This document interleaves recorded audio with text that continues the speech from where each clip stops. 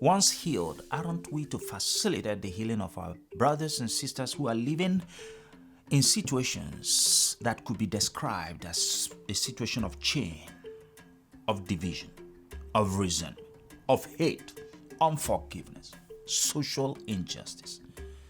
Aren't we called to be agents of reconciliation, to make the world a garden of reconciled and forgiven people?